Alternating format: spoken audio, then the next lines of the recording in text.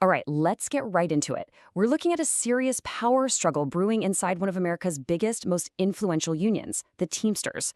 A major challenge is underway for the presidency, and believe me, this could completely shake up the future of the labor movement as we know it. So just how big are we talking? 1.3 million. That's how many members the Teamsters have. You're talking about everyone from the folks delivering your packages to the pilots flying your plane. I mean, their reach is just massive, and there's no denying their power. And coming up in 2026, this huge organization is facing a really critical presidential election. But make no mistake, this is not just another vote. It's a genuine crossroads for the Teamsters. What happens here is going to set their course for years, and, it's going to affect the lives of literally millions of workers. Okay, so who's actually in the running? Let's meet the key players.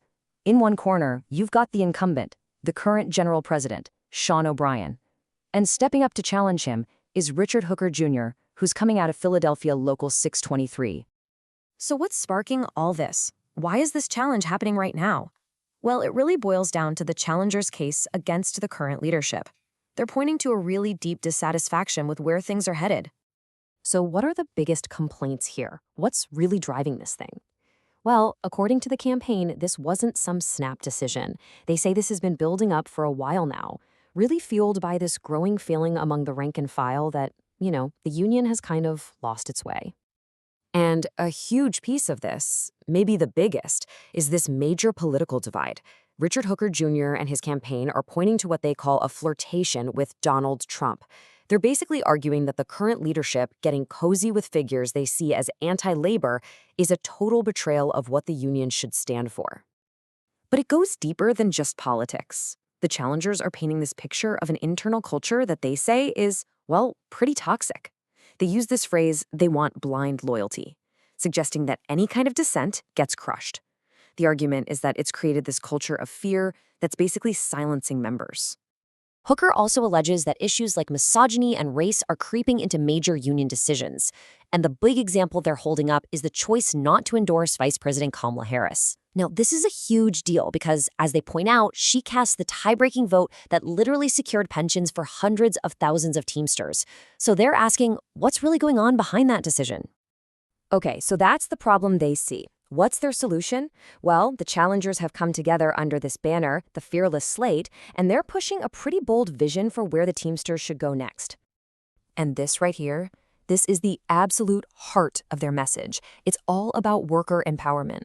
They're talking about a fundamental shift in power, getting rid of what they call an oppressive system, and putting real power back into the hands of the members on the shop floor. So what's the game plan to make that happen? Well, their platform rests on these 6 main pillars, and you can see how each one is pretty much a direct answer to the issues they've been raising.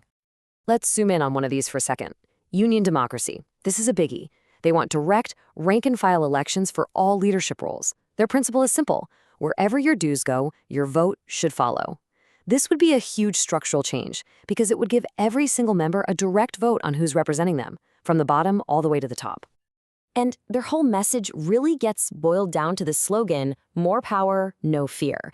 It's not just a hashtag, right? It's really a promise to the members that they want to get rid of that system of fear, bullying, retaliation, intimidation, and retribution they keep talking about. All right, so who are the actual people driving this thing? Let's meet the folks on this Fearless Slate. Leading the charge, of course, is Richard Hooker Jr. He's a 26-year Teamster, currently the head of Local 623 in Philly. And he's already made history there as the first African-American to lead that local. Plus, his campaign is quick to point out he just ran for re-election, completely unopposed. They see that as solid proof that he knows how to bring members together. And look, Hooker is definitely not going it alone. The Fearless Slate is stacked with some really experienced people from all over the country. You've got folks with decades of experience, like Mariana Batiste and John Palmer. You've got F. Christophe Silvera, who's the longest-serving principal officer in the whole IBT, and Yvette Avery, a 19-year UPS Teamster. So they're really showcasing a deep bench of leadership here. Okay, but let's be real. Taking on an incumbent in a union with 1.3 million members, that's a classic David versus Goliath fight. So how on earth do they plan to actually win this thing? Well, their whole strategy really hinges on this one pretty shocking piece of data. Look at the last election. Out of 1.3 million members, fewer than 200,000 actually voted. That's incredibly low turnout. And for a challenger, that's not a problem. It's an opportunity. It's a huge open door if they can just get that silent majority to show up. 400. They've done the math, and they say this is the magic number. Their path to victory is all about grassroots organizing. They believe that if they can activate just 400 voters in every single local union across the country, that's enough to win the whole election. Now, November 2026 might seem far away, but this is a long game, and the campaign is already hitting the ground running. They're planning things like virtual town halls to connect directly with members because they know they need to start building that grassroots army right now.